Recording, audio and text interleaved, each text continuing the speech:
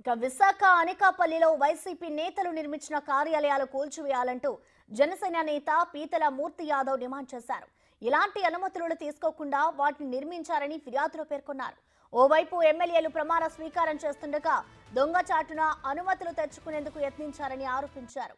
Collector Mallikarjuna, commissioner Saikanth వర్మలపై చర్యలు తీసుకోవాలని మూర్తి Yadav demand చేశారు.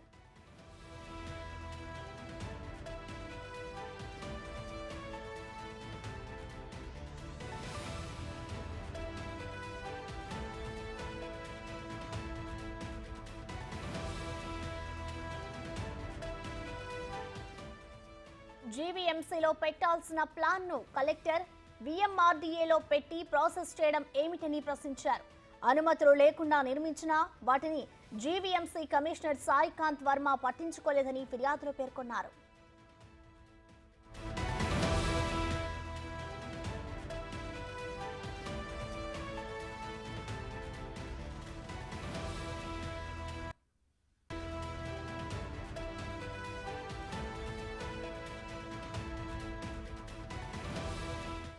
మరోవైపు అనకాపల్లి రాజుపాలెం గ్రామంలోని 75-3లో నిర్మించిన వైసీపీ కార్యాలయాన్ని చట్టపరంగా తొలగించాలని మూర్తి యాదవ్ డిమాండ్ చేశారు. ఈ మేరకు GVMC chief city planar Suresh కు వినతి పత్రం సమర్పించారు.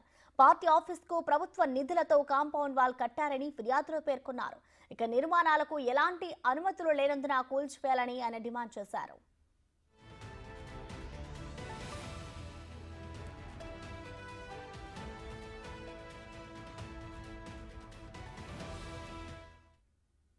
దీనిపై మరింత సమాచారాన్ని మా ప్రతినిధి రాజు లైవ్ ద్వారా అందిస్తారు. రాజు, చెప్పండి, ఇటు విశాఖ అనకాపల్లిలో వైసీపీ కార్యాలయాన్ని కూల్చివేయాలంటూ కూడా ఇటు జనసేన నేత ఆరోపిస్తున్న పరిస్థితి నెలకొంది. దీనికి సంబంధించిన డీటెయిల్స్ ఎలా ఉన్నాయి?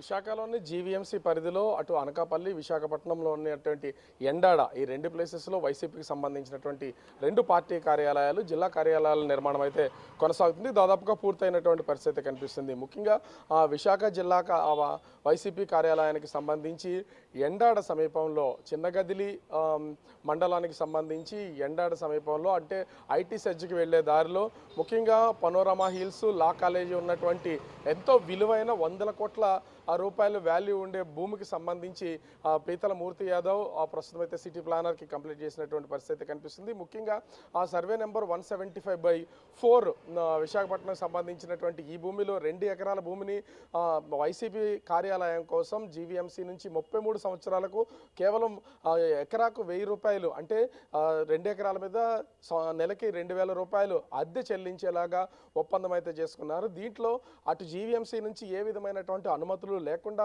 ఆ నిర్మాణాలు చేస్తున్నారని పీతల మూర్తి యాదవ్ ప్రస్తుతం అయితే ఆ సిటీ ప్లానర్కి ఫిర్యాదు చేసినటువంటి పరిస్థితి